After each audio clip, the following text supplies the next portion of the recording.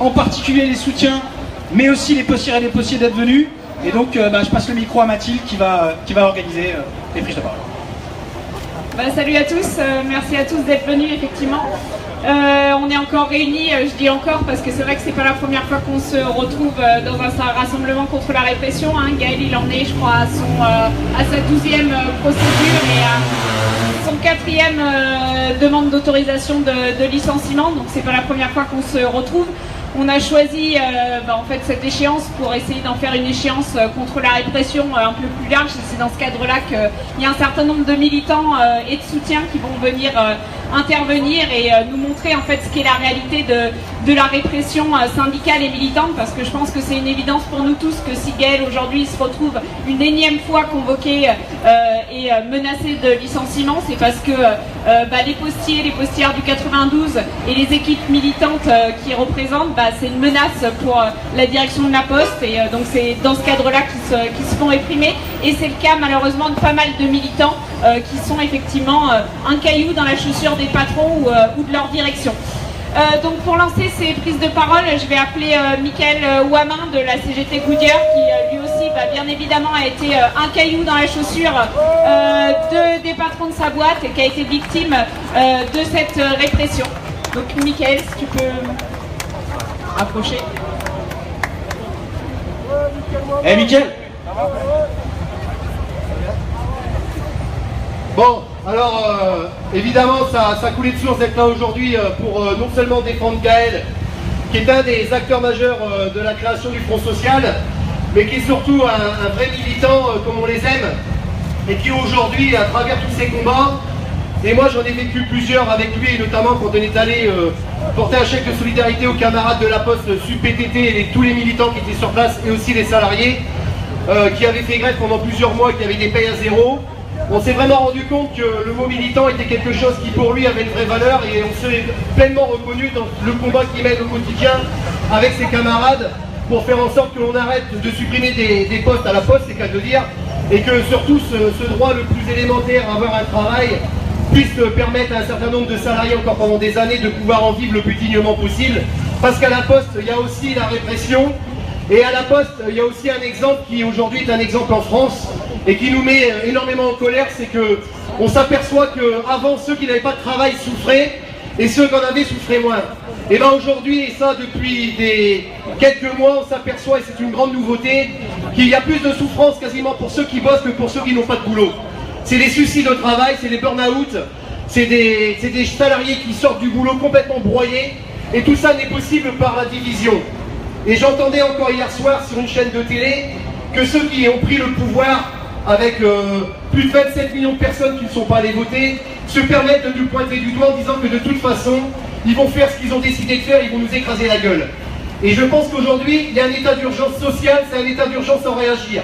De créer le tous ensemble, d'être partout présent pour aller défendre à la fois les militantes et les militants qui sont poursuivis, mais d'aller partout dire que clairement ce qui nous attend, c'est ni plus ni moins un retour avant 1936, et même après un 14 juillet qui va arriver 1789. Je pense que tout va être à reconstruire, mais qu'il va falloir créer le tous ensemble et l'unité la plus large. Parce que ce qu'ils sont en capacité de faire, c'est tout simplement parce qu'on a oublié que le tous ensemble était la seule arme que l'on pouvait avoir. La division, c'est ce qu'ils ont créé depuis des décennies. Cette division qui fait qu'effectivement, il y a des centaines de milliers de camarades qui tous les jours se lèvent le matin et se disent qu'ils ont envie de plus de soif de justice sociale et qu'ils se mobilisent. Mais les mobilisations sont tellement éclatées qu'elles sont parfois inaudibles ou invisibles. Et nous avons, avec quelques camarades, décidé d'aider à la création d'une mobilisation la plus large possible. Cette mobilisation peut faire à travers le Front Social, et le Front Social, c'est un outil que l'on veut mettre au service du plus grand nombre pour aider toutes les structures existantes à créer l'unité la plus large possible dans les semaines et les mois à venir. Alors, il y a plusieurs mobilisations qui se préparent. Il y a le 14 juillet, le Front Social a décidé de faire du 14 juillet une mobilisation parce que le matin, ce sera le défilé militaire de la honte, des armes, de la peur et de la guerre. Et on a décidé de faire l'après-midi un 14 juillet tel qu'il n'aurait jamais dû cesser d'être. Le 14 juillet, c'est la fête du peuple, c'est pas la fête des armes et des puissants. Et nous devons redonner au 14 juillet une vraie dignité et un vrai sens. Ensuite, il y aura le 12 septembre, date décidée par la Confédération CGT. Certains diront trop tôt ou trop tard, peu importe. Aujourd'hui, la date est arrêtée et nous devons faire coûte que coûte le nécessaire pour que ce 12 septembre soit à la hauteur des enjeux. C'est-à-dire qu'il faut qu'on pose dès aujourd'hui les conditions nécessaires au blocage du pays, des raffineries, des transports, pour que le 12 septembre soit une première journée d'action nationale de blocage du pays, de paralysie du système total. Alors oui, nous allons nous inscrire dans le 12 septembre. Oui, nous allons aider à la construction que cette journée soit une journée de mobilisation forte. Mais il y a une évidence, ça ne sera nettement pas suffisant. Il en faudra bien plus.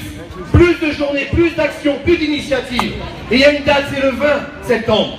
Alors on a décidé aussi de rentrer en discussion avec toutes celles et ceux qui vont reprendre les cours dans les universités à la rentrée du mois de septembre. Et on leur propose dès aujourd'hui de s'inscrire avec nous pour dire que le Front Social fera sa rentrée universitaire dans toutes les universités de notre pays, parce que les luttes sociales passeront aussi par la jeunesse qui va s'impliquer pour son avenir, parce que ce qui se joue en ce moment, c'est notre avenir, mais c'est aussi celui de nos gamins. Quelle importance d'avoir des diplômes, quelle importance de faire des études, quand on sait très bien que demain, s'il n'y a plus de code du travail, il n'y aura plus aucune obligation pour qui que ce soit, d'évaluation des diplômes, d'évaluation des études, tout ça, nous, on n'en veut pas. Alors si aujourd'hui on est aux côtés de Gaël, on est aux côtés de Gaël et de tout ce que ça représente. Cette violence, parce qu'on peut parler de violence, pendant des années, on s'acharne sur un militant, pensant qu'en lui coupant la tête, on réglera le problème. Et bien que la Poste se rassure, oui, il y a Gaël Tyrande et des Gaël Tyrande, il y en a partout dans les bureaux de poste. Parce que partout dans les bureaux de poste, les gens disent, on ne cessera pas faire. Et que partout dans les villes et les villages, tout le monde se bat au quotidien pour que la Poste continue à exister. Parce que c'est à la fois un outil, mais c'est surtout un moyen de communication dans des villages où il n'y a plus rien. Donc on a besoin de défendre nos militants, on a besoin à travers la défense des militants de se battre pour continuer à que persiste le système qu'on a obtenu. Tous nos avantages et nos droits et nos conquis, ils ne les auront pas. Ils nous ont suffisamment volés, ils nous ont suffisamment pris. Maintenant, c'est hors de question, nous n'accepterons plus rien, plus aucun compromis, plus aucune avancée. Et ce n'est pas dans des réunions dorées que nous réglerons les problèmes, mais bien dans la rue et par le tous ensemble.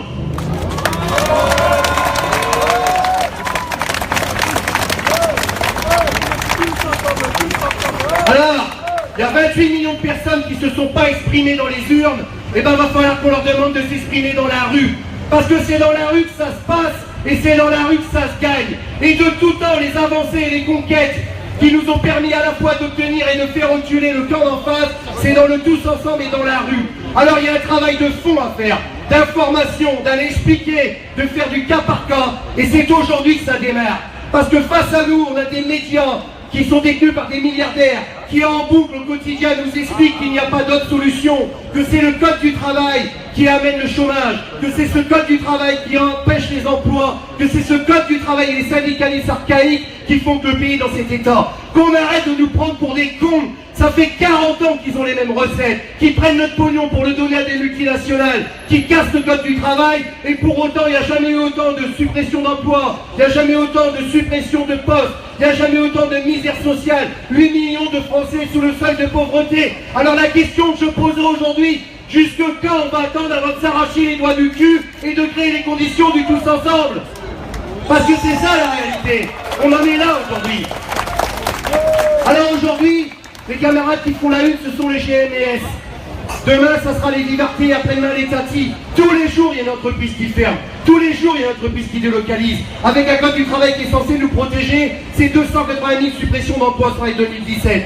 Et moi, je fais partie, avec 1143 autres camarades de chez Goodyear, de ceux qui ont été virés avec un code du travail qui était censé les protéger. Et systématiquement, derrière nos licenciements, il y a des multinationales et des actionnaires. 3,5 milliards de profits nets après impôt l'année où nous ont fermé notre usine. Ils nous ont virés. 1,5 milliard de dividendes versés aux actionnaires. 27 millions de CSE payés par l'État. Et on s'est tous retrouvés au chômage. Et aujourd'hui, on est 800 demandeurs d'emploi sans solution d'avenir. Et bien, si c'est ça qu'ils veulent nous promettre, et bien, nous, on n'en veut pas. Nous, on veut l'emploi pour nous tous et toutes. On veut vivre dignement. On ne demande pas à avoir 50 000 € par mois et d'avoir des dividendes. On veut juste de quoi vivre, nourrir et se regarder et se soigner dignement. Et de laisser à nos enfants au moins le minimum de ce qu'on avait quand on est arrivé. Parce qu'il y a une chose qu'il faut qu'on se dise.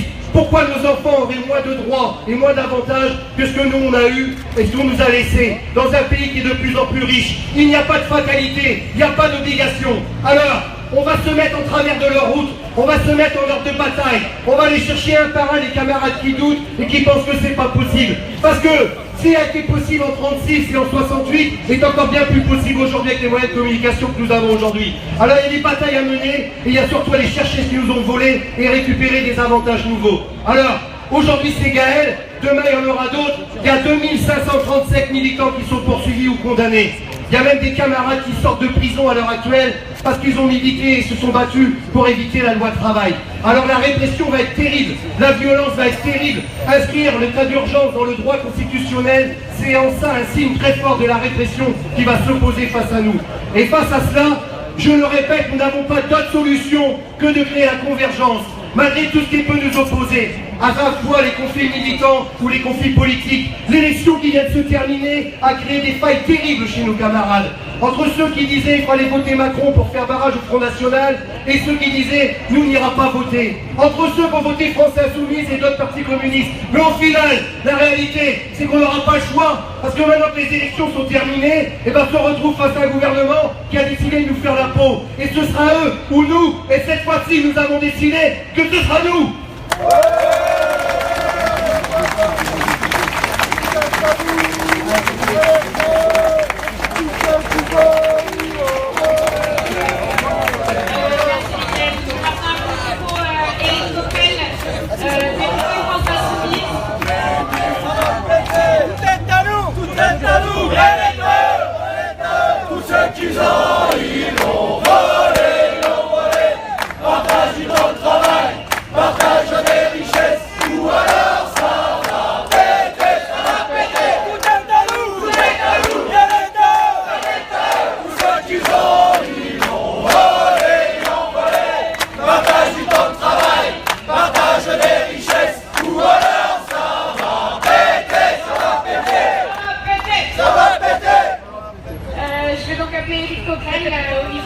Député France Insoumise et qui s'est déjà retrouvé auprès de nous dans de nombreux conflits de la place du 92. On remercie d'être là ce soir encore.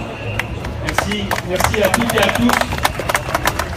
Bon, la dernière fois qu'on est venu soutenir Gaël, on n'avait pas d'écharpe de député avec Daniel qui est ici présent, Daniel Obono. Là, on a cette fois-ci une écharpe, alors je suis d'accord, hein, on n'est pas majoritaire, mais on va faire en sorte que ça aide un peu les mobilisations à l'Assemblée, en résistant pied à pied, là aussi où nous serons. La dernière fois, on était à Versailles. Bon, vous avez remarqué que lundi, à Versailles, il y aura le nouveau monarque Emmanuel Macron. Je dis le nouveau monarque parce qu'on est déjà dans une monarchie présidentielle, mais le moins qu'on puisse dire, c'est qu'il a décidé de faire comme Hollande, empire. Comme Hollande, empire, puisqu'il a décidé depuis quelques jours, non seulement d'appliquer ce qu'il avait annoncé, c'est-à-dire de passer par ordonnance, qui n'est rien d'autre que le contournement de l'Assemblée nationale et de la vie parlementaire. Il a décidé depuis hier, même si c'est des choses que l'on voit moins et que l'on ressent moins, mais de nier absolument tous les droits de l'opposition à l'Assemblée nationale. Et là, il décide, fidèle à la 5e République, et bien avant même que son Premier ministre prononce un discours de présentation de la politique générale, de s'adresser devant un congrès dont je vous rappelle qu'une des caractéristiques, c'est que personne ne pourra lui répondre.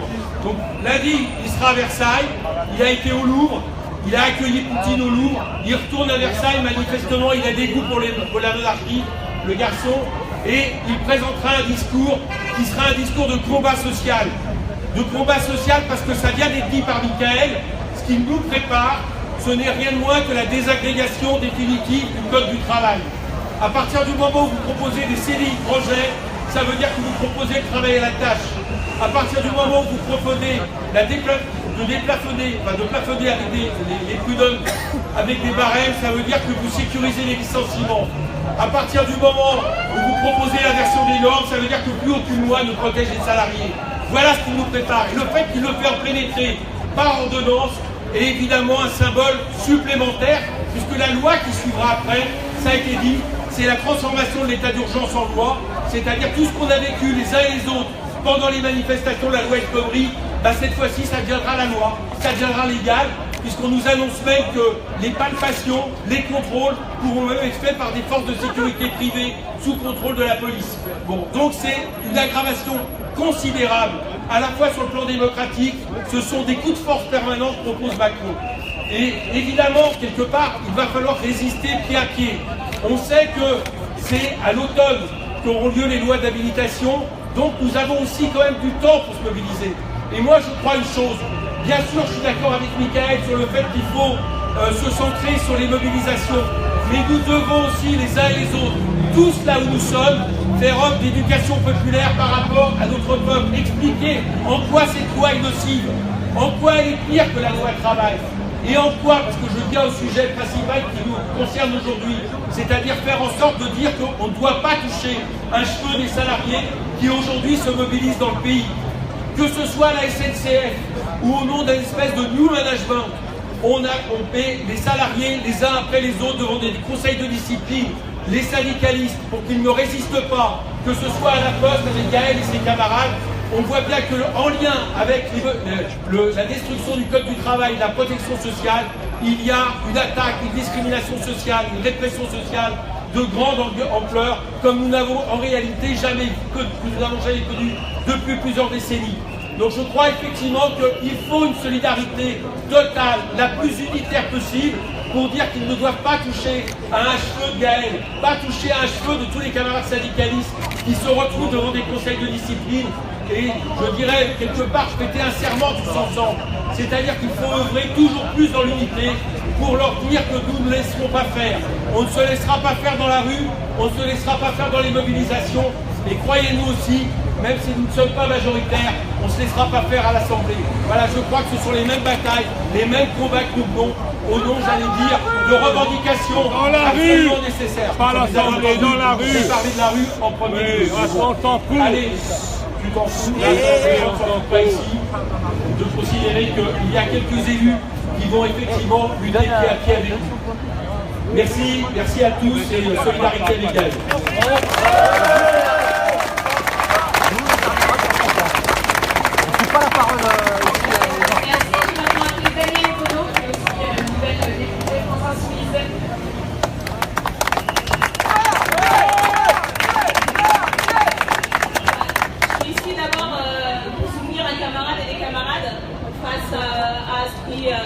Relève de l'acharnement, du harcèlement systématique qui a lieu depuis des années.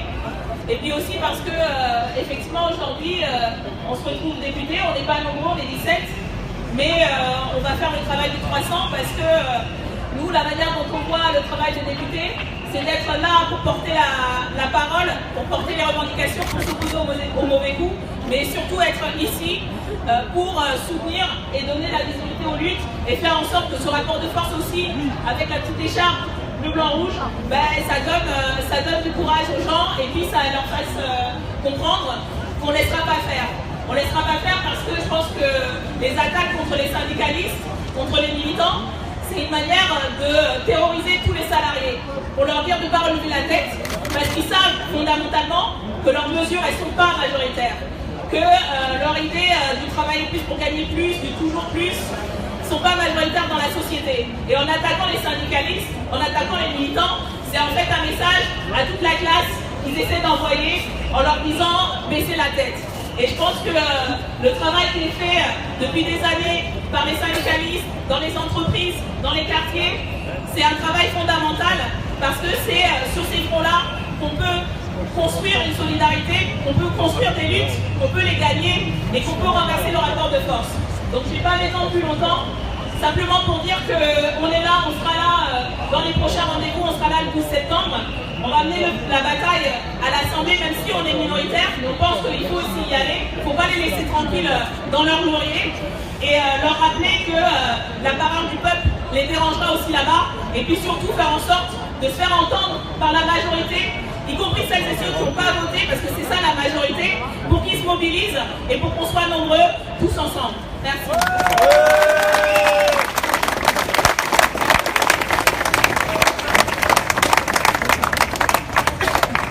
Merci, je vais maintenant appeler au micro Olivier Besancenot, postier et porte-parole du FPA.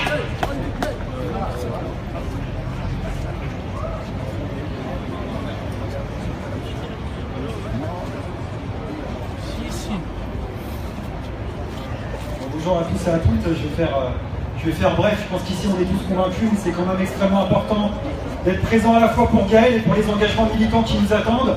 Il y a pas mal de camarades qui en ont parlé.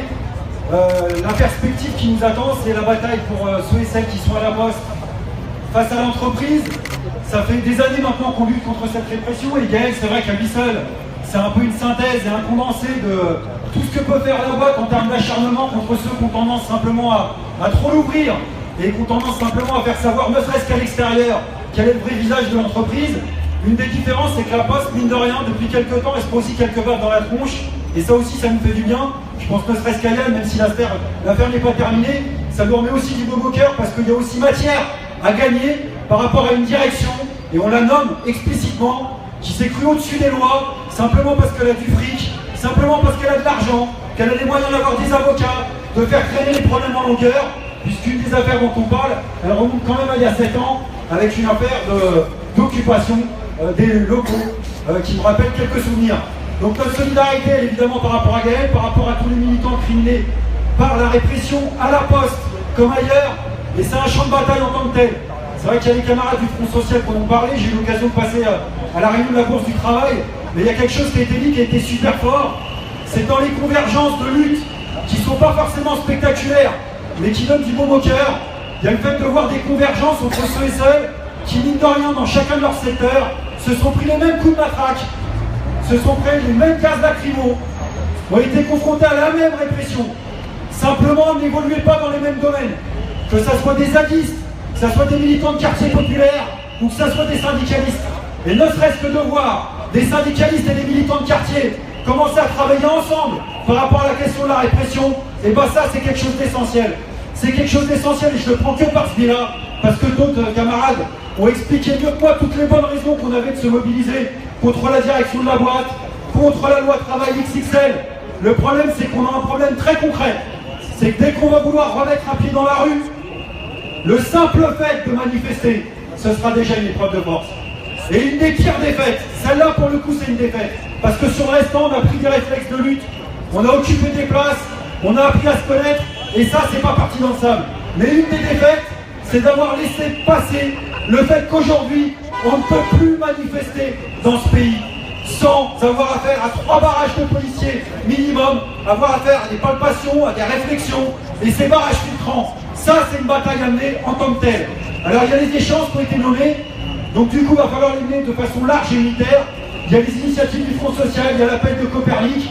Moi je pense que dans les luttes sociales il y aura beaucoup de politique, tout ce qui peut être fait à l'Assemblée, que ça soit fait à l'Assemblée. Et puisque tu es là Daniel, je te le redis bien en face, tu as toute notre solidarité par rapport à toutes les attaques racistes dont tu as été victime les dernières semaines. Mais il y a aussi des batailles à mener en dehors de l'Assemblée. Et celles-là, politiquement, j'espère qu'on va les mener tous et toutes ensemble. Ne serait-ce que pour faire estrade commune, pour dire qu'en effet, il y a beaucoup de politique de la part du gouvernement, qu'il va falloir beaucoup de politique à partir des luttes, c'est-à-dire à partir de la méthode que nous anciens ont mis en place pour arracher les droits sociaux. Ce fameux tous ensemble, je termine là-dessus, j'espère qu'on va le construire de façon large et unitaire, parce que personne ne peut avoir la prétention de dire qu'à lui tout seul, il pourra appeler à la résistance sociale du pays. Je pense que ça, maintenant, il faut qu'on en soit convaincu. Solidarité à Gaël, solidarité à tous les camarades qui sont victimes de répression. On lâchera rien, et on dit à la direction de la Poste, un jour ou l'autre, vous finirez par payer. Vous finirez par payer des comptes, on va vous en réclamer beaucoup. Bravo.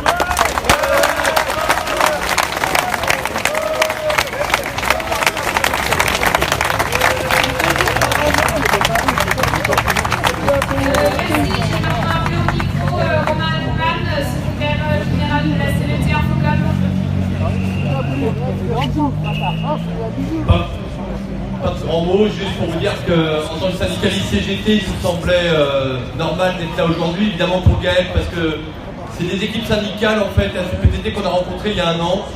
Comme vient de le dire Olivier, on ne se connaissait pas du tout, on n'était pas du même secteur, pas du même syndicat, bref, presque tout pouvait nous opposer, si ce n'est peut-être une vision de la lutte des fois différente, mais qui nous a au moins réunis sur un point, c'est l'idée de dire que finalement, ceux qui luttent méritent de s'unir et de se réunir et d'agir ensemble contre les projets qu'on subit ou en tout cas les politiques gouvernementales libérales qu'on nous instigue au fur et à mesure des mandatures.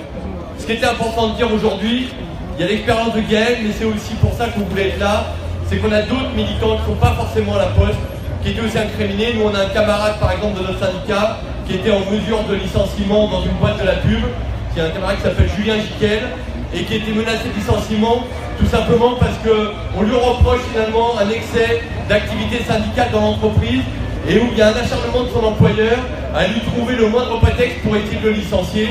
Donc ça pouvait, dans les prétextes, être le fait de parler avec les salariés, ce qui est assez étonnant pour un délégué, mais pour dire que cette décomplexion des patrons à vouloir imposer un cadre de répression est aujourd'hui permis, et ils se permettent un maximum de choses, et si on n'a pas mobilisation, évidemment, ça leur laisse les mains libres où ils se croient tout permis. L'autre chose que je voulais dire, c'est ce qui a été dit par rapport au Front Social, c'est que la dynamique qu'on a essayé de construire et qui est en train de progresser, c'est qu'elle montre que tout l'été, nous on a décidé de ne pas lâcher l'affaire. On considère que si le 12 septembre, c'était une première étape et tant mieux, on peut juste espérer quand même que la CGT, la prochaine fois, appelle à une date et qu'elle la construise avec les autres syndicats, qu'elle ne la décide pas tout seul. Mais ceci étant, il faut se saisir du 12 septembre, mais nous on dit aussi que cet été, ça doit commencer dès maintenant. C'est pour ça que le 14 juillet, on a décidé, en plus avec le jour où Trump va arriver, va rendre visite à Macron à Paris, on considère que ça peut être un moment et un temps fort durant le mois de juillet pour continuer à contester la loi de travail XXL et les ordonnances qui sont prévues par Macron. Donc je ne dirais pas beaucoup plus de choses que ça. Évidemment, solidarité à Gaël, solidarité à tous ceux à qui on est venu apporter notre solidarité. Hier, on était par exemple dans les quartiers populaires à Aulnay avec le Front Social pour aussi converger avec des jeunes de banlieue qui luttent pour la reconnaissance d'une démocratie locale, ou des conditions de vie meilleures dans les quartiers. Je pense que c'est cette convergence tous ensemble qu'on propose de faire le 14 juillet à travers un défilé des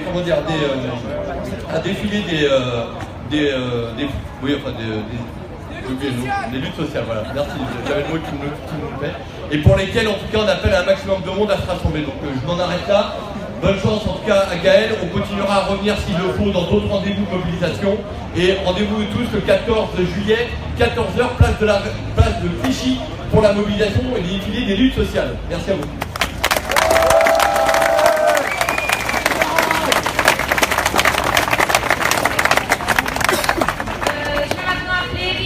Secrétaire national de l'Union syndicale solidaire.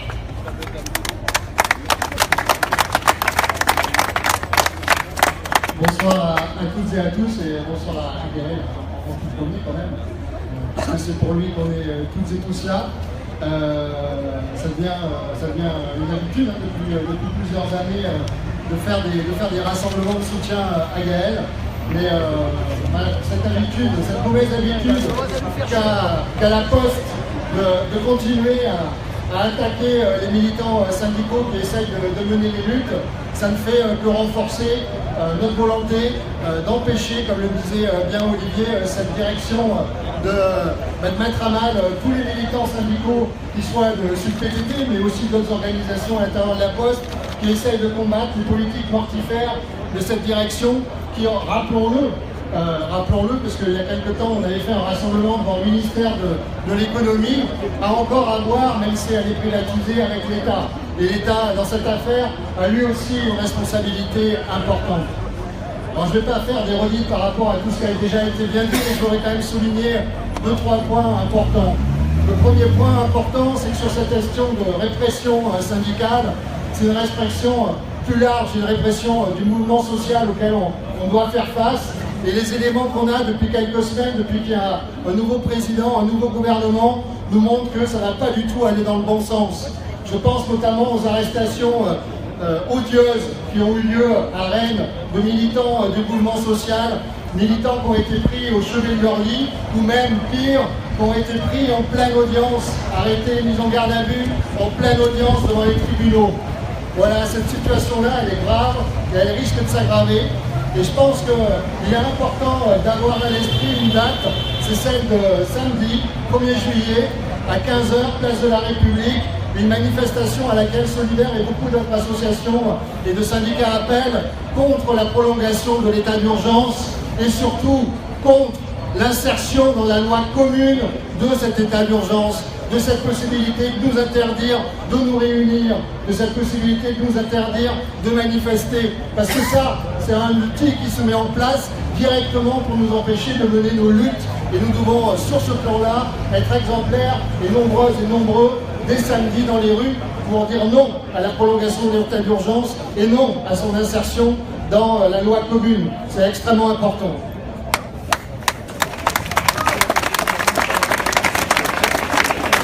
Deuxième point important, ça a été dit, je vais juste rajouter une ou deux dates à celles qui ont déjà été données. On est dans la construction depuis plusieurs semaines parce qu'on ne se fait aucune illusion sur les discussions qu'il peut y avoir là. D'ailleurs, Solidaire n'est même pas invité. Sur une soi-disant réforme du code du travail pour permettre d'aller vers une meilleure lutte contre le chômage. Tout ça, c'est de la foutaise. On le sait depuis le début, et depuis le début, avec Solidaire, on essaye de construire un front unitaire le plus large possible. On a déjà invité à plusieurs reprises les autres organisations syndicales à se réunir, et on se réjouit qu'il y en ait une qui ait commencé à lancer les choses en proposant une date le 12 septembre. Cette date, il nous faut la construire, parce qu'on est ici tous des convaincus du danger de cette loi travail, ou XXL, peu importe son nom. On sait que le contenu sera extrêmement néfaste pour les travailleuses et les travailleurs. On doit faire aussi le bilan de ce qu'on a fait l'an passé contre la loi travail. Il y a des choses qu'on a réussi et d'autres moins. On a réussi à s'unir largement, à construire un mouvement social avec des syndiqués, des non-syndiqués, des ADIS, des cortèges de tête, des nuits debout, etc. Et tout ça, ça faisait un collectif extrêmement important. Mais ce collectif, il n'a pas réussi à construire, sauf dans de rares endroits, comme Le Havre par exemple, des grèves importantes, des grèves massives, des grèves qui bloquent le pays. Et ça, c'est l'enjeu. C'est l'enjeu qu'on doit essayer et commencer à construire dès cet été. On doit mettre en perspective non seulement une date, mais surtout un mouvement de blocage du pays. On doit essayer de faire ce 12 septembre et des autres dates à venir un vrai mouvement de grève générale, parce que c'est comme ça qu'on réussira à gagner, non seulement pour empêcher cette loi travail mais aussi pour obtenir le retrait de tous les textes qui ont été adoptés contre les travailleuses et les travailleurs ces dernières années. Et ils sont nombreux. Et pour aussi porter nos propositions, parce qu'on a des propositions de progrès social, ne serait-ce que par exemple les 32 heures, ne serait-ce que ça, ne serait-ce que l'augmentation du SMIC, dont on ne parle plus, augmenter les salaires, baisser le temps de travail. Ça, c'est des revendications concrètes qu'on doit porter aussi dans ce mouvement. Et on vous appelle aussi toutes et tous à venir le 30 juillet, le 30 août, à Jouy-en-Josas, parce que le donneur d'ordre de toute cette affaire-là réunira son université d'été. Et nous, on appelle à manifester contre le MEDEF le 30 août à Jouy-en-Josas. Inscrivez cette date aussi à votre calendrier. Merci.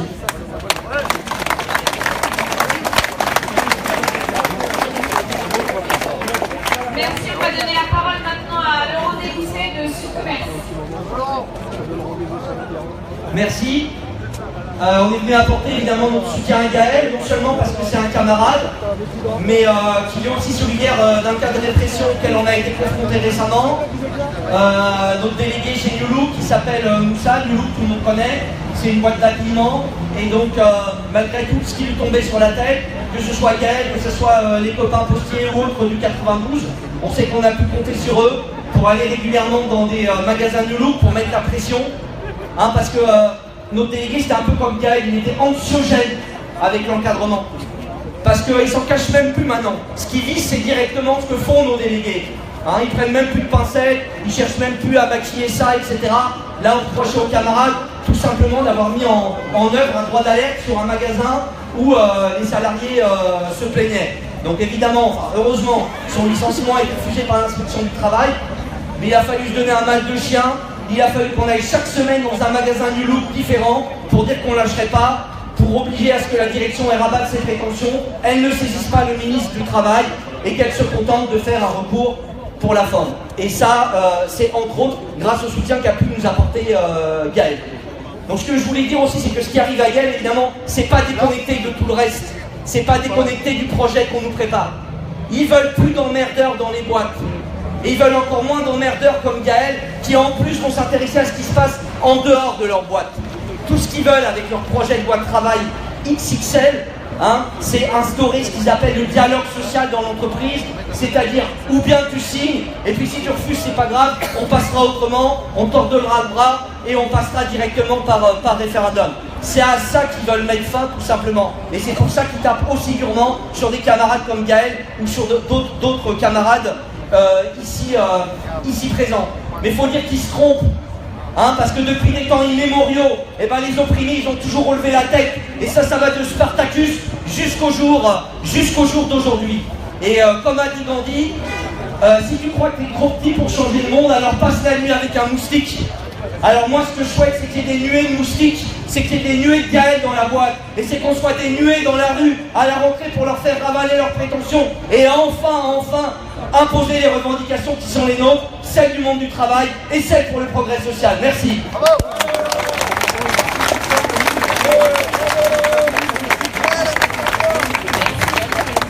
va donner la parole maintenant à Nicolas Galipides, secrétaire général de la Fédération PTT. Merci. Bonjour tout le monde.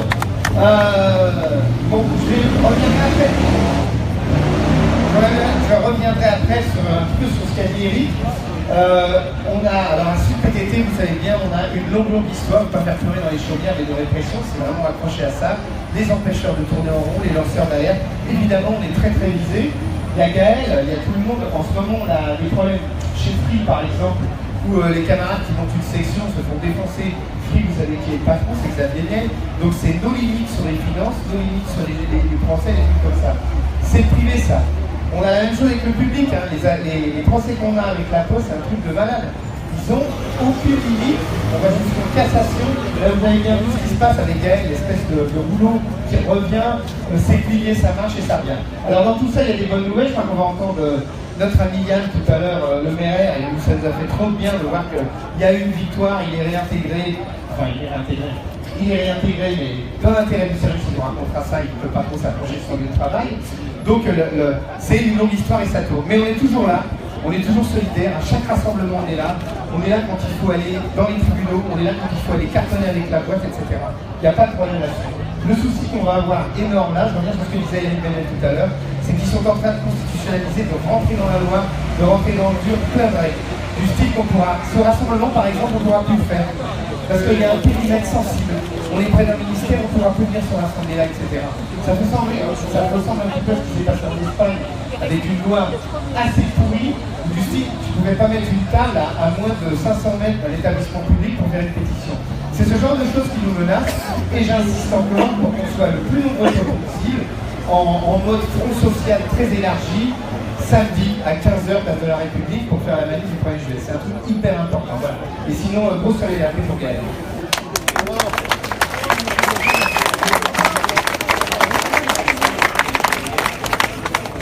Merci. Donc là, maintenant, on va passer la parole à quelques postiers réprimés. On ne peut pas donner la parole à tout le monde, sinon on en aurait pour la soirée, malheureusement. Donc on va d'abord donner la parole à Xavier, qui va passer en 92. Salut tout le monde, juste quelques mots pour vous expliquer aussi les propositions qu'on veut faire. On ne veut pas que ce soit juste un rassemblement de plus, mais que ce soit aussi le point de départ pour une réaction militante par rapport à la répression à la Poste et par rapport à la répression plus générale. Simplement, je voudrais commencer par expliquer un tout petit peu la situation de Gaël. Est-ce que tout le monde ici est au courant de toutes les possibilités qu'a un patron pour virer un salarié soi-disant protégé? Le cas de Gaël illustre ça effectivement à merveille. Première étape, voter le licenciement en commission disciplinaire. Quand tu es salarié protégé, normalement, eh ben, s'il y a un licenciement qui est voté, tu dois avoir une demande auprès de l'inspection du travail. Par rapport à l'occupation de locaux qu'on avait faite, c'était pas une séquestration, c'était une occupation locale, parce que la direction refusait de nous rencontrer alors qu'on était en grève déjà depuis 3 semaines. Qu'a dit l'inspection du travail? Elle a refusé le licenciement de Gaël. Première chance au grattage. Deuxième chose, qu'est-ce qui se passe si jamais t'es patron et que l'inspection du travail dit non, Gaël, on ne le licencie pas? Eh ben, tu vas voir qui? Le ministre du Travail. Le ministre du Travail. C'est quand même dingue. La loi de ce pays, elle est faite en sorte que c'est directement le gouvernement, c'est une décision politique qui est prise à chaque fois qu'un inspecteur ou une inspectrice du travail refuse le licenciement d'un camarade ou d'une camarade comme Gaël. Gaël a gagné devant le ministre du Travail qui à l'époque était Xavier Bertrand. Nouvel appel de la Poste auprès du tribunal administratif. On a gagné au tribunal administratif. Là encore, surprise. On s'est dit, punaise, on a gagné 1 fois, on a gagné 2 fois, on a gagné 3 fois. Le 4e appel de la Poste, il va encore se ridiculiser. Eh ben non. 7 ans plus tard, parce que cette 4e décision, elle a été prise il n'y a même pas 2 mois, la cour d'appel du tribunal administratif de Versailles a annulé les 3 précédentes décisions. Et là, elle doit repasser devant l'inspection du travail, qui, même si elle refusait à nouveau le licenciement, ça retombe encore sur le bureau de qui? De la ministre du Travail de Macron. C'est l'ancienne DRH de, je sais même plus quelle boîte, Areva, qui va décider directement du sort de Gaël. Est-ce que c'est normal ça? Donc nous, je vous le dis les camarades, je vous le dis, on a pris 2 décisions au niveau de Sud Post 92. La première, c'est que même s'ils osaient licencier Gaël, même s'ils osaient le faire, on va se battre pour qu'il soit réintégré. Mais on ne va pas simplement se battre pour qu'il soit réintégré. On a d'ores et déjà décidé, si jamais il est licencié, de l'embaucher au niveau du syndicat Sud Post 92. Et même s'il le vire par la fenêtre, on le fera rentrer par la porte dans tous les bureaux du 92. Même s'il le vire, il continuera à maintenir son activité au sein des centres, qu'il le veuille ou non. Mais je tiens un mot avant de vous lire l'appel qu'on va proposer. Là, tous les collègues qui sont là derrière moi, c'est pas simplement pour le fun. Le cas de Gaël est hallucinant. Mais le cas de Brahim, je sais pas où est Brahim, il doit être juste derrière. Il est plutôt discret comme garçon. Mais Brahim, 15 mois de mise à pied. Il a été embauché en 2009. 8 ans de carrière, 1 an. Imaginez, vous avez fait 8 ans dans une boîte, on coupe ton salaire en 8 et on te prend une part. Voilà ce qui est arrivé à Brahim. Mais Brahim, c'est pas le plus hallucinant. Olivier, qui va parler, je crois, juste après moi ou dans 2 interventions. Olivier, devinez combien il a eu de mois de mise à pied? Dites un chiffre. 36, non, 67. 67 mois de mise à pied. C'est quoi ça? Qu'est-ce que c'est que cet acharnement? Ça n'existe nulle part ailleurs. Ça n'existe nulle part ailleurs. Et je voulais citer un dernier cas, c'est celui d'Adil. Adil, il a subi 2 procédures de licenciement à 1 mois d'intervalle. Et vous savez que c'était au moment, en 2014, pendant la grève des postiers de 4 bureaux du 92. Comment on a réagi? On a réagi de 2 manières. 1, les facteurs. On a mis en grève, on est allé à la PFC et tu as eu des facteurs et des trieurs de colis, rien à voir, qui se sont retrouvés en grève reconductible les uns à côté des autres. Et on a débarqué dans le bureau, on est entré dans la direction du colis, on est allé jusque dans le bureau du directeur, on leur a dit attention à ce que vous faites. Si jamais vous touchez à Adil, vous allez voir ce que vous allez voir. Et Adil, aujourd'hui il est là parmi nous, c'est aussi un petit peu grâce à ça. Donc je vais vous lire l'appel qu'on va faire. En gros, le principe c'est quoi? C'est ce qu'on a fait pour Adil, de le faire pour n'importe quel postier et n'importe quel postier qui risquerait d'être inquiété. Je vais le lire, ça va être rapide. Face à la répression brutale de la Poste, nous serons là pour organiser la résistance. Depuis une quinzaine d'années, la direction de la Poste est à l'avant-garde de l'offensive patronale. On connaît le chiffre des suppressions d'emplois, 100 000 en 10 ans. Philippe Dorge, ancien DRH de PSA qui a organisé la fermeture du site Aulnay, n'a pas été nommé à la tête de la branche courrier pour rien. À la nouvelle férocité des rapports à l'intérieur de l'entreprise correspond une transformation de la relation entre les postiers et la population, fondée elle aussi sur une forme pernicieuse d'exploitation commerciale. Et vous avez tous entendu parler de ça. La Poste avait représenté pendant longtemps le service public de proximité par excellence. Elle vend désormais à grands coups de publicité le service veillé sur mes parents, une monétisation des relations, des liens sociaux par excellence. Cette violence sociale est rendue possible par une politique répressive particulièrement brutale. L'intervention du GIGN contre les grévistes du centre de tri de Bègle-Bordeaux en 2005, vous avez bien entendu, c'était le GIGN contre les grévistes, avait constitué le coup d'envoi de cette offensive. Depuis, les poursuites disciplinaires et pénales, les licenciements, les sanctions disciplinaires se sont multipliées contre les syndicalistes et plus largement contre toutes celles et ceux qui refusent de courber les chines. Nous avons recensé 10 ans de mise à pied cumulée par les militantes et militants Sud et CGT en Ile-de-France depuis 2012, vous avez bien entendu. 14 ans cumulés depuis 2010. Olivier Roset a subi à lui seul sur sa preuve suspension de fonction. Rien que dans le 92, Yann Le Verrer a été révoqué, 3 autres représentants Sud ont été licenciés et Gaël Kiran lui aussi risque d'être licencié pendant l'été. Ce qui explique cet acharnement répressif sans précédent, ce n'est pas seulement la recherche effrénée du profit. La conflictualité sociale est particulièrement forte dans la plus grande entreprise du pays. Le nombre de grèves est très important et ces dernières années, un certain nombre d'entre elles ont duré plusieurs mois, comme à Rivesaltes, à Ajaccio ou à Clamart. Mais ces conflits sont dispersés. Ils permettent souvent de faire reculer localement la Poste, sans pour l'instant faire la démonstration de la capacité des postiers de mettre un terme à l'offensive qu'ils subissent depuis trop longtemps. Il est temps que cela change. En regroupant nos luttes, nous pouvons mettre un coup d'arrêt aux suppressions d'emplois et à l'autoritarisme. Notre regroupement ne sera réellement efficace que si dès le départ, il s'inscrit dans une démarche de convergence de toutes les résistances contre la répression.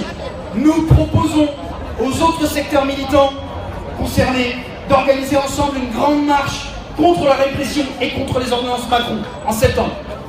Par la jonction des militantes et militants touchés par la répression à la Poste, nous voulons former un collectif qui soit un point d'appui, un recours pour toutes les postières et postiers touchés par la répression. Stopper la répression, c'est briser un rouage essentiel de la machine qui broie nos emplois et nos vies, c'est faire un premier pas décisif vers la contre-offensive. Qu'on se le dise, l'engagement que nous prenons aujourd'hui, et ce n'est pas des mots, est qu'à chaque fois qu'une postière ou un postier sera menacé, nous serons là, ce que vous voyez devant, nous serons là pour barrer la route à la Poste, nous serons là pour organiser la résistance. Merci.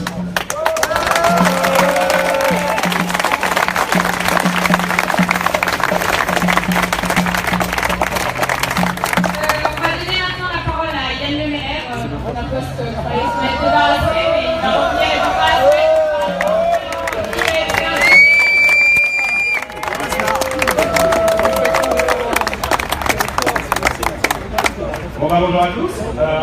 Alors voilà, il paraît qu'il faut fêter une victoire. C'est vrai qu'il y a maintenant 2 ans et demi, j'ai été révoqué de la fonction publique de la Poste pour des raisons quand même éminemment graves.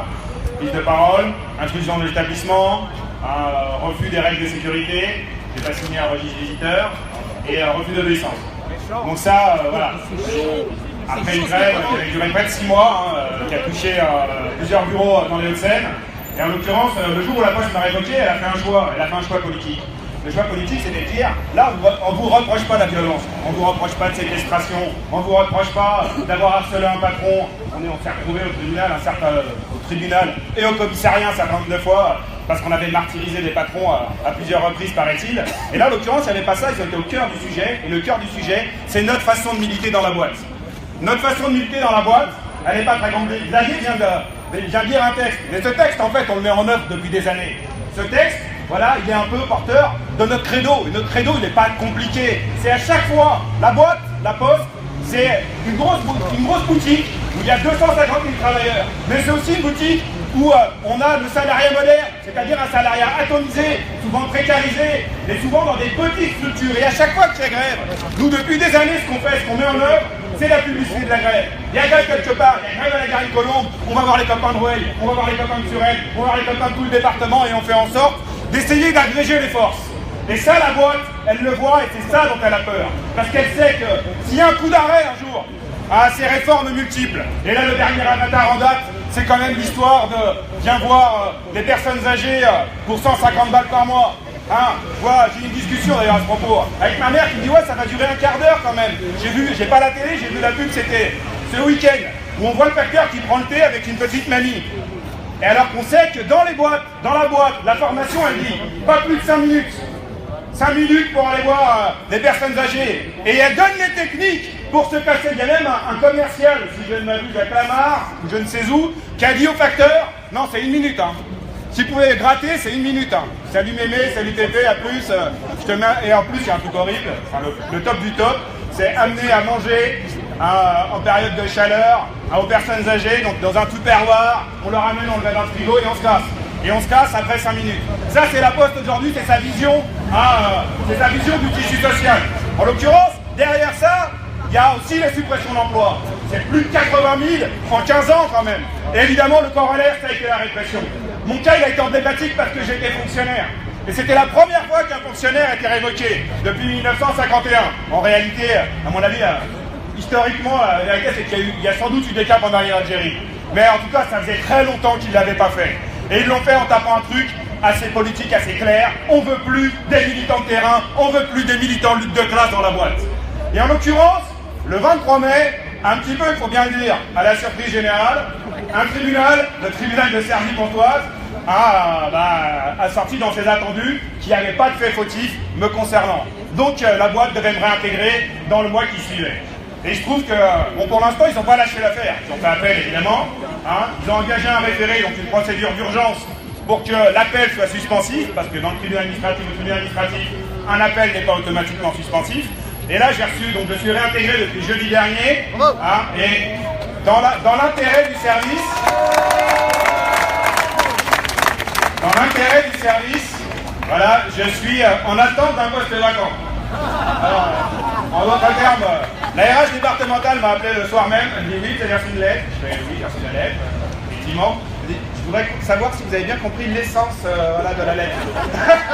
Elle avait peur que je me pointe au boulot le lendemain. Moi, je dis non, on avait très bien compris. Hein, mais bon, d'un certain point de vue, j'avais quand même atteint le stade ultime voilà, du militantisme, c'est-à-dire que mon patron me paye pour que j'y aille pas bosser. Bon.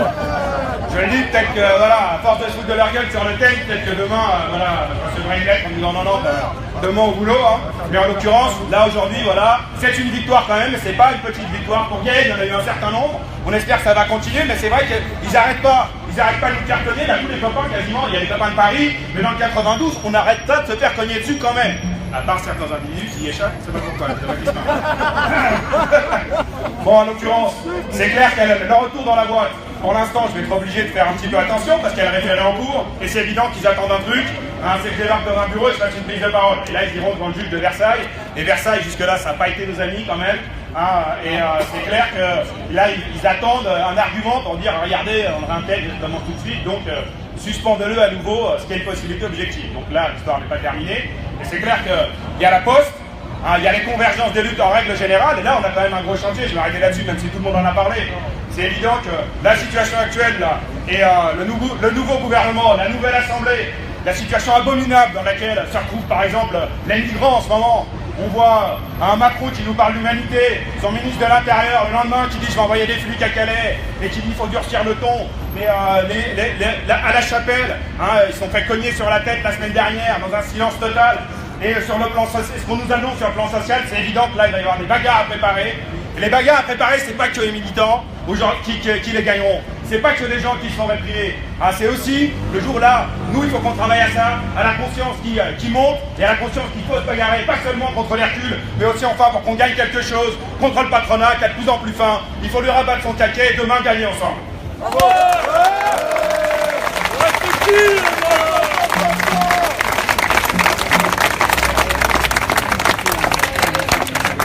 Merci, on va maintenant donner donc, la parole à Olivier, donc, roi de la mise à pied, chanteur. Bonjour à toutes et à tous. Oui, donc Lisa c'est un peu trompé, c'est pas 67 mois, c'est 69 mois dont j'ai coupé, mais pas entièrement effectué, rassurez-vous, depuis janvier 2009.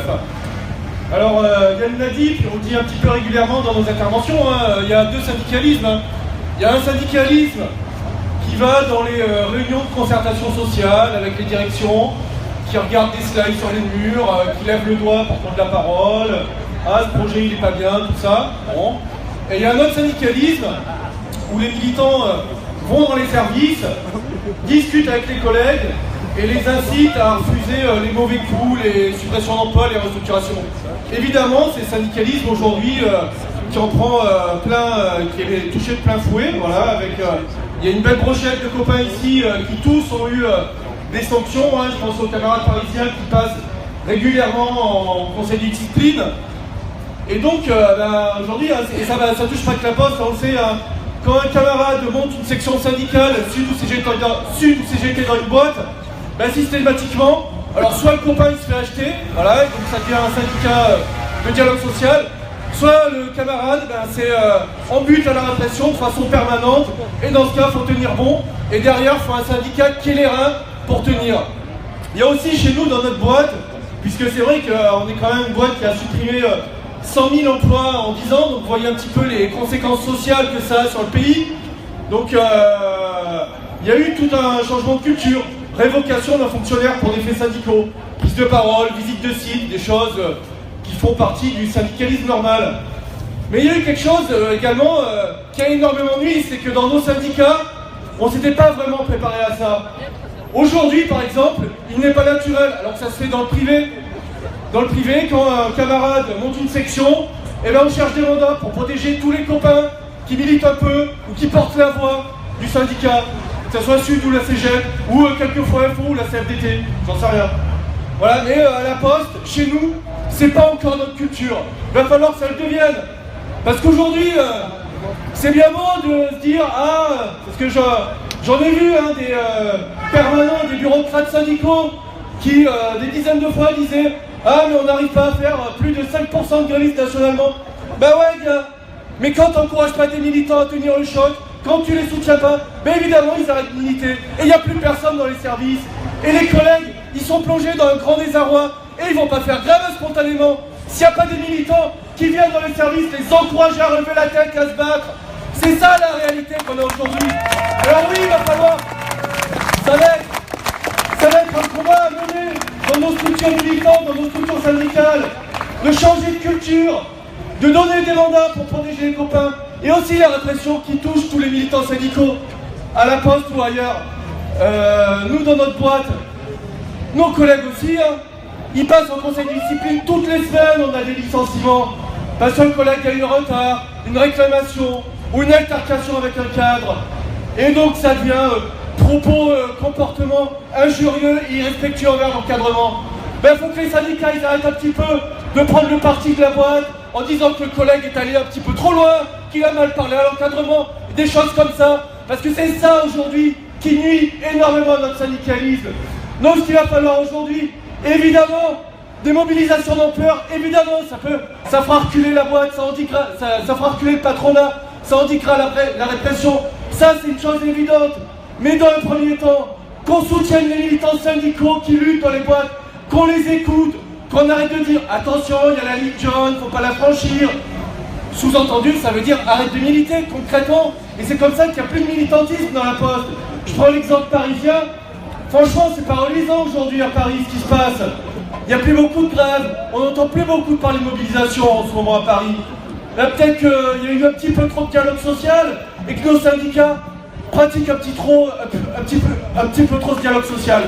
Donc, moi, à mon avis, ce qu'il faut maintenant, c'est que nos structures syndicales, elles écoutent les militants qui se battent, qui vont dans les services, qui appellent les collègues à refuser les réorgs, l'inacceptable, les licenciements dégueulasses qui touchent les collègues pour un oui ou pour un non, qu'on commence à relever la tête, qu'on commence à contester le pouvoir de la direction. Le syndicalisme, c'est pas un droit qui est tombé, du ciel naturellement comme ça. Le syndicalisme, c'est une lutte. C'est lutter contre l'autorité du patronat, contre les décisions des puissants. C'est réussir à imposer un contre-pouvoir dans les entreprises sur les lieux d'exploitation. C'est ce qu'on va faire. Il y a les mobilisations qui vont être extrêmement importantes. 1er juillet, effectivement, l'état d'urgence. Le 14 juillet et le 12 septembre, il va falloir qu'on soit un maximum dans la rue pour dire à Macron et à son nouveau gouvernement de merde que la loi travail 2, la loi travail, il va falloir qu'on les fasse sauter. On n'en veut pas et on va se battre. Alors donc, on a bien compris le message. Gaël, on ne veut pas qu'il soit licencié, mais il va falloir qu'on protège également tous les autres camarades qui passent au conseil de discipline pour un oui ou pour un non, parce qu'ils ont mal parlé au cadre ou des choses comme ça. Voilà. Et donc, qu'on arrête de se la faire et que les syndicats ils trouvent un petit peu de niaque et qu'on remonte un petit peu au créneau pour un bel affrontement avec ce pouvoir et les patrons.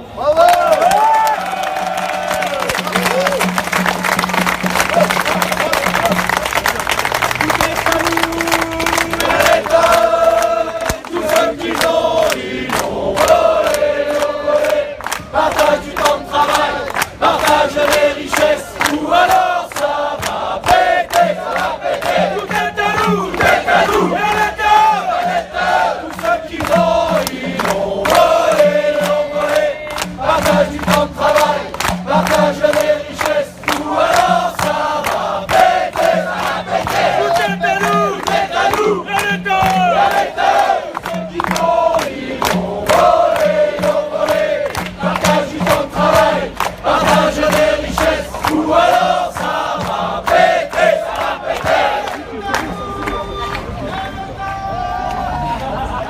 Et donc maintenant on va passer la parole à Gaël pour terminer cette prise de parole.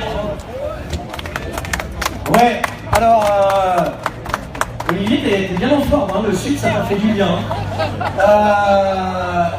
Bon, la première des choses, parce qu'il y a beaucoup de choses à dire, mais c'est vrai que quand on est dans cette situation et qu'on risque de se faire lourder, ce qui est important, et aujourd'hui on en a eu un extrait et une substance importante, hein, c'est des camarades qui sont proches. Très franchement, l'ensemble des collègues et des camarades de la Poste, des Hauts-de-Seine, ont fait des déplacements, il y en a un gros paquet. Je sais que c'est pas forcément un bon horaire pour la famille et compagnie. Vous êtes venus faire le déplacement tout en sachant que aujourd'hui, voilà, c'est en fait un point de départ d'une bagarre longue qui s'entame avec la direction et qui n'est pas juste sur mon cas. Et franchement, j'ai vu, bon, ça s'est un peu dépeuplé, mais il y a beaucoup de collègues qui ont fait le déplacement et ça fait chaud au cœur parce qu'il va falloir qu'on mène une bagarre. Et cette bagarre, c'est dans les paroles, mais ça sera dans les actes et on sait que ça veut dire se mettre en grève.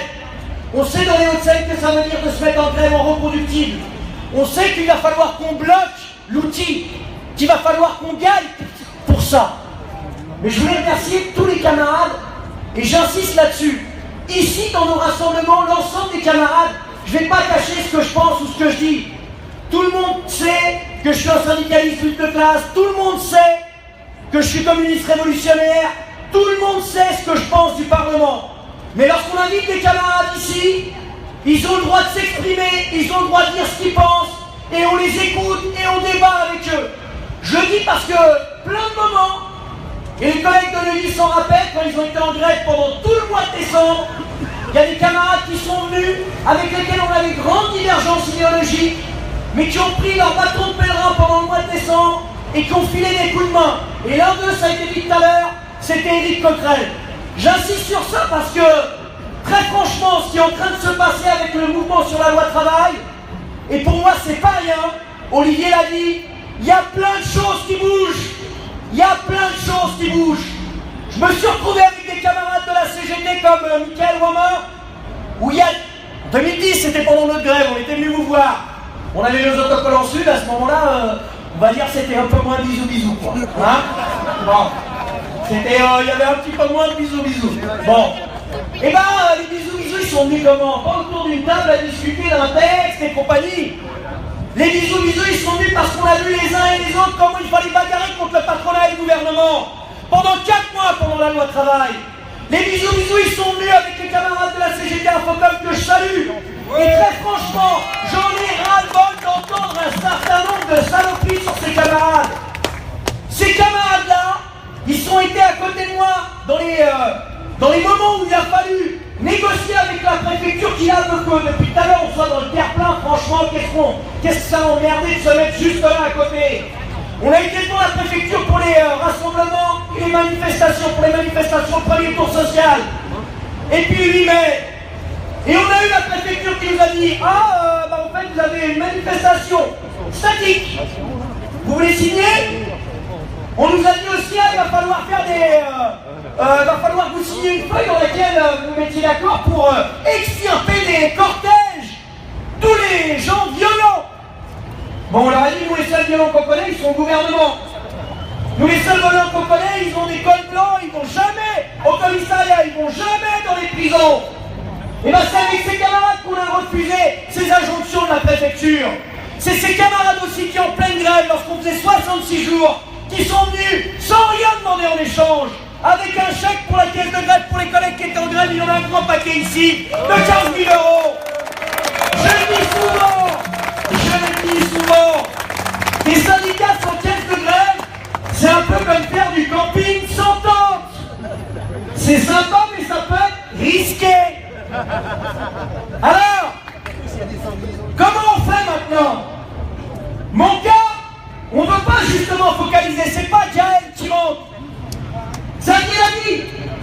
Depuis 2012, 10 ans de mise à pied cumulée, rien que sur l'Île-de-France, pour des militants syndicaux que nous on connaît, c'est-à-dire nos potes, les mêmes qui savent se battre de la même manière que nous. Et il y en a beaucoup plus. L'engagement que l'on prend ici, c'est déjà de faire ce travail de recensement. On va le faire au niveau de nos syndicats départementaux, on va le faire au niveau de nos syndicats départementaux. Pour montrer où est la violence, pour montrer de quel côté elle se passe. Comment on peut faire avec un salaire par mois de 1 350 €? Heureusement qu'il y a la solidarité financière. Mais tous ces copains-là, on parle de retraite. Moi j'ai plus d'1 an de mise à pied, je parle pas du nombre de procédures de licenciement.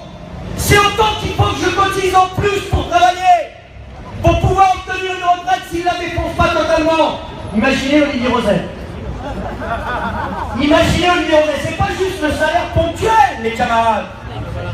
C'est aussi ce que ça implique sur le long terme. Alors on prend cet engagement effectivement.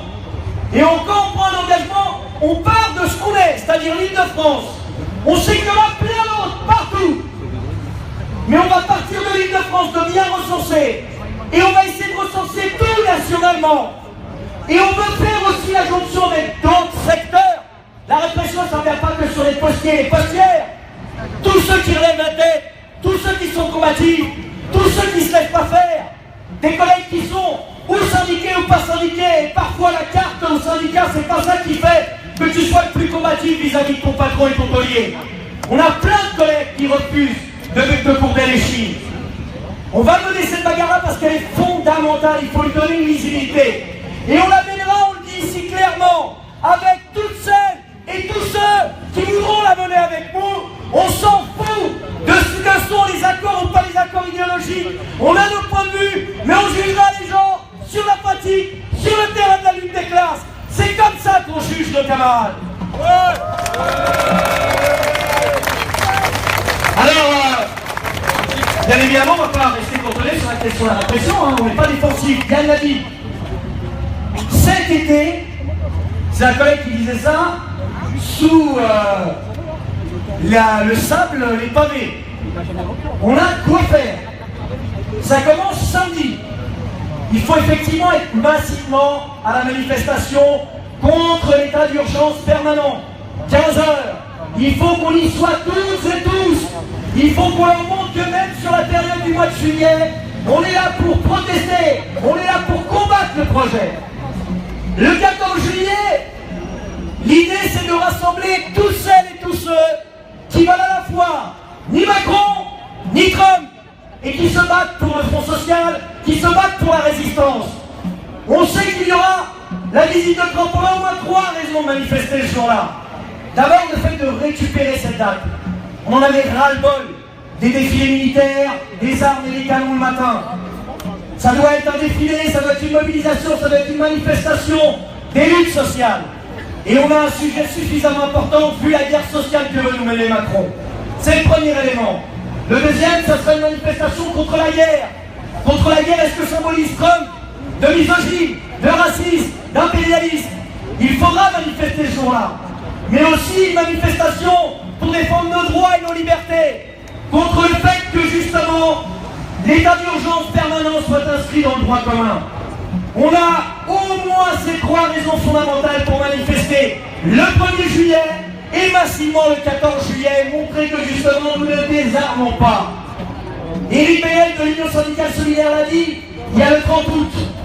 Mais il faut, c'est très important, on le sait ici, on est convaincus, il faut qu'on explique à nos collègues, à nos voisins, à ceux qui étudient avec nous, quel est l'enjeu de la bagarre contre la loi travail XXL. Quelles seront les conséquences pour le CDI? Le CDI projet, en réalité, c'est des missions intérim. La question de pouvoir décider sur le choix de l'employeur de mettre en place un référendum, ça veut dire le chantage et la violence patronale à tous les étages. Choisir une augmentation, combien de boîtes dans l'automobile il y a eu comme ça? Choisir une augmentation horaire par semaine, sinon on ferme la boîte. Et tu manges, tu tiens 2 ans et après ils ferment la boîte. C'est ça leur démocratie. Et il faut comprendre que c'est le premier coup. Pourquoi ils vont si vite? Parce qu'ils veulent mettre un coup de massue sur la tête du mouvement ouvrier. Pour que justement après ils puissent dérouler sur tout le reste. Sur l'état d'urgence, sur la sélection à l'université, la casse de la sécurité sociale. Alors on sait qu'à la grève générale, on n'appuie pas sur un bouton. Il faut qu'on la construise dans chacune et chacun de nos secteurs. On sait aussi que la grève générale, c'est pas que les salariés et les travailleurs. Il y a avec les copains avec ou sans emploi. Il faut qu'on construise un grand mouvement général. Il faut qu'on bloque le pays. On a bien vu dans quelques jours, lorsqu'il y avait les conducteurs de carburant, comment ça les faisait baliser, comment ça les faisait flipper. On va construire, on va accumuler. Et c'est l'espoir qu'on a autour du Front social. Notre syndicat Sud-Post 92 est pleinement investi. La solution ne viendra pas que du Front social, mais elle se fera aussi en regroupant l'unité d'action à la base, avec des points de vue qui sont contre les violences policières, des jeunes qui sont combatifs et radicaux, des militants syndicaux de la CGT et d'autres organisations syndicales. C'est très important que l'on construise pas juste que l'on regarde et on participe, mais que l'on construise cette unité d'action. Bien évidemment que pour nous ça veut dire le Front Social, mais que chacune et chacun, que mille fleurs s'épanouissent, construisent cette unité d'action à la base, dans les entreprises, dans les quartiers, dans les lieux de vie. On n'a pas de choix. Il va falloir leur bloquer leur gouvernement, pas juste pour combattre leur politique, mais pour qu'à un moment donné, ce qui est le maître mot de notre syndicat dans l'entreprise, on conteste leur pouvoir de direction, on conteste le pouvoir qu'ils ont sur nos vies, on veut reprendre le contrôle de nos vies et du pays.